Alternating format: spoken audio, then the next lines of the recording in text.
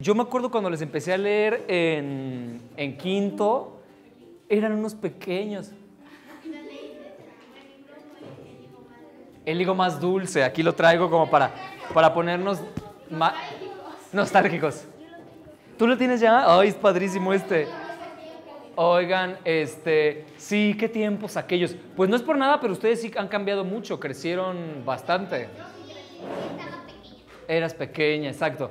Oigan, bueno, pues entonces hoy va a ser como, intentemos que sea como un momento, un viaje en el tiempo a cuando yo les iba a leer, hace no tanto, ponernos nostálgicos de, ay, estamos otra vez juntos, y vamos a hacer eso, ya que estamos todos listos, que rompimos un poco el hielo hablando de cómo, qué lecturas nos gustaban. En este caso es un grupo con el que yo había trabajado, entonces si es un grupo con el que ya trabajamos, pues hay que pensar en qué otros cuentos, qué otros libros hemos leído, hicimos memoria, algunas historias, había habido un tiempo en donde no habíamos leído juntos, entonces primero justamente recordamos que habíamos leído y cómo le habíamos pasado. Pues, oigan, bueno, pues como todas las sesiones, ya ven que yo siempre les traía así como una terna de libros, cuáles quieren leer. El higo más dulce lo traje de manera simbólica como para que nos acordáramos, pero en realidad yo creo que... ¿No quieren algo de terror? ¿No quieren una historia de zombies? Ah, ¿saben cuál traje también? Este que les gustaba mucho. Ah, tararara. Exacto. ¿Qué tiempos aquellos cuando éramos pequeños? ¿Cuál era su favorito? ¿Se acuerdan el de la alberca? Una vez que se rompió ese hielo de qué leerles, algunos de ellos pidieron historias que yo ya les había contado, que se las volviera a contar. Esto fue un detalle que me pareció bonito porque hay veces que se disfruta mucho una segunda lectura, entonces eso no hay que renunciar a eso solo porque son más grandes, como tampoco a la posibilidad de releer y de regresar a libros que hayan disfrutado mucho, volverlos a leer, buscar nuevas cosas. Es que ayer leí un cuento de un zombie que yo sé que ustedes son unos locos del terror, algunos de ustedes, entonces dije, este cuento está buenísimo. Es un cuento breve, ¿ok? ¿Sí? Como ven, nos arrancamos ya. Miren, ¿qué onda, Juan Pablo? Sí, apaguemos. Ah, pero por la grabación no sé si podemos apagarla. A ver, vamos a probar. Tiene que ver con la atmósfera. Bien. Incluso el propio espacio, un mismo espacio se puede transformar con niños sentados en el piso, donde el manejo es más cercano, a un espacio que puede ser el salón de clases, donde no necesariamente hay que transformarlo todo y los alumnos, los jóvenes acá, no van a tener que ver ilustraciones donde no tengan que acercarse, va a ser más un trabajo de leer el texto. Sin embargo, eso no quiere decir que no podamos hacer algunos detalles que nos metan un poco más en la atmósfera del cuento. En este caso, por ejemplo, apagamos la luz. Fue una petición que salió de ellos y hay que estar siempre atentos a estas peticiones porque ellos tienen una voluntad, ante todo, de disfrutar la lectura. Uno no tiene que convencerlos de que la pasen bien. Ellos quieren pasarla bien. Ellos ya están en un espacio donde saben que va a romperse, un momento donde va a romperse la rutina escolar o la rutina académica y quieren divertirse, reírse, que les dé miedo. Entonces ellos mismos aportan luego idea. Festín de Muertos. Es un libro con muchos cuentos de escritores mexicanos que escribieron cuentos sobre zombies. Este cuento está bueno también, es cortito y se llama Sobrevivir. Fíjense bien. Ahora, ¿para dónde? Ni aquí ni allá, ni del otro lado de esas enormes montañas que me han costado más de un hueso, más de un pedazo de carne. No hay humanos, se acabaron. Y como una jugada mal planeada en esta batalla por la sobrevivencia, tampoco quedan zombies.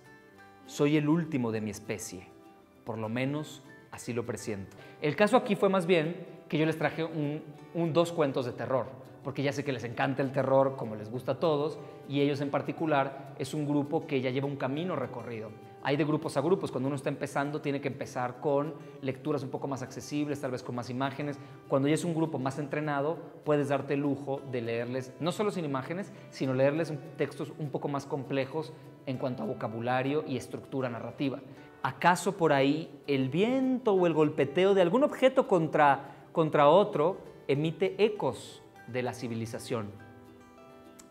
Ah, cuánto extraño aquellos primeros días de caos extremo, cuando nacimos y fuimos echados al mundo sin noción de lo que éramos.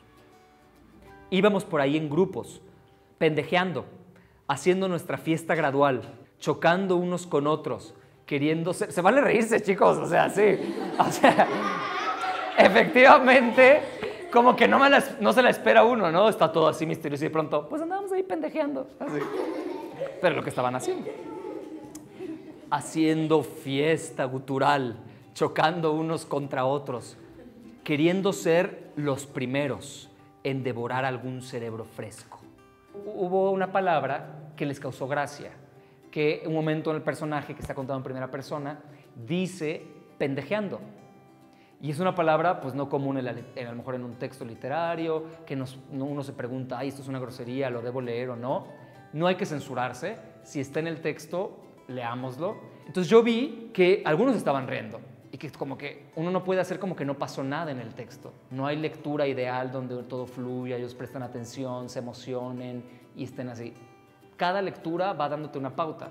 Yo aquí tuve que interrumpir un poco y les dije, ríanse, acabamos de leer la palabra pendejeando, da risa, lean, ríanse. Entonces, eso los liberó de la tensión que puede ser artificial la lectura. Se rieron, lo comentaron tantito y listo, seguimos. Hubiera sido peor que yo hiciera como que no pasó nada, porque entonces eso se queda contenido ahí, quieren reírse, están pensando, ay, leyó esa palabra, ¿está bien o no está bien? Y ya no están prestando atención a la historia. Alguna mano ansiosa por defenderse, alguna pierna que al no caer no lograba ya levantarse, siendo presa de nuestros duros y ambiciosos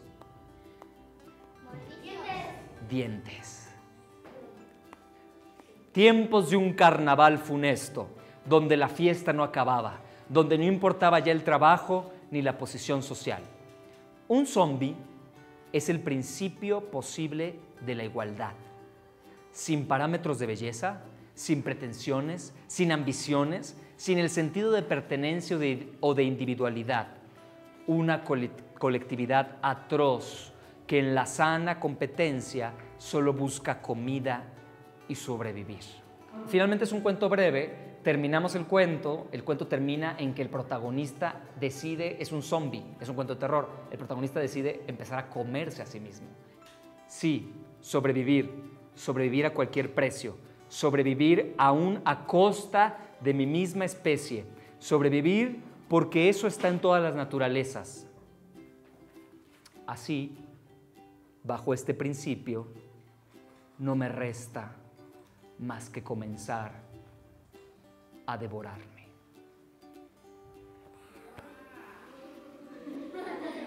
¡Ay, mamacita!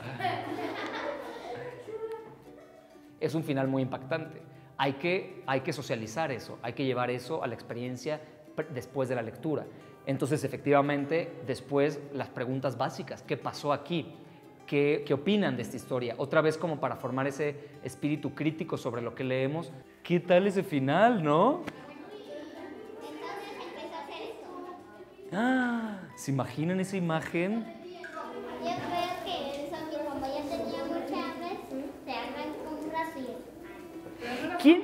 ¿Quién era este personaje? Exacto. ¿Era zombie o no era zombie? ¿Quién era este personaje? ¿Sí? ¿Están seguros? Queríamos ser los primeros en devorar. Ah, sí era zombie.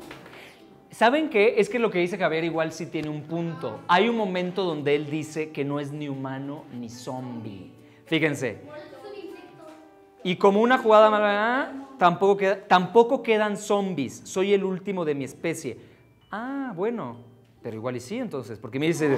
Porque igual si no quedan humanos, no quedan zombies. Y porque luego dice que... Pero luego dice que es nuestra especie. Exacto. Entonces... A lo mejor era una especie de híbrido, como de humano. ¿Se puede ser humano zombie? Transgénico. Puede pensar como un hombre.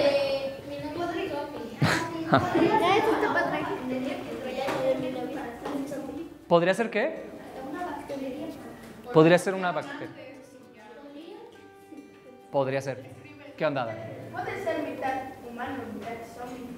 Como son jóvenes más grandes, podíamos ya hacer como una especie de disección más a profundidad del cuento. Ellos empezaron a hablar de el personaje. ¿Qué era este personaje? ¿Era zombie o era humano? Había dudas, algunos decían que sí, otros que no. ¿Y qué opinan de cómo suena la narración? ¿Ya vieron en qué persona está contada? Ahora para dónde, ni aquí ni allá, ni del otro lado de esas enormes montañas que me han costado más de un hueso, más de un pedazo de carne. Ya no hay humanos, se acabaron. ¿Vieron cómo suena? Y es en primera persona. Es una especie como de el diario de un zombie, ¿no? Exacto. Oigan, pero ven que las historias de terror y ciertos géneros tienen algunas como pequeñas reglas. Alguien había dicho de ver una película de zombies. Pero, a ver, pensemos en cómo son los zombies. Ustedes habían conocido historias de zombies. ¿Cómo eran los zombies que ustedes conocían? ¿Qué características tenían? ¿Cómo? Eran verdes. ¿Verdes? Ajá. Muy sucios. Sí, básicamente están como pudriendo. A ver, ¿cómo? Yo conozco un zombie que acaba de salir de un examen de universidad. Ese es llevar la palabra zombie a la vida. Pero yo les estoy hablando de zombies de verdad. ¿Cómo son esos zombies de verdad?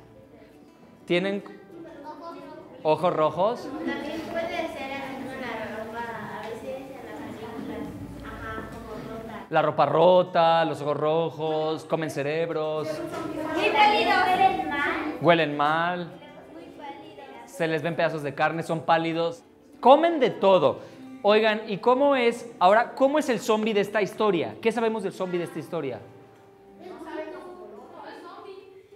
Para empezar, dudamos si es zombie. Es medio zombie. Mitad zombie, mitad humano. Jade.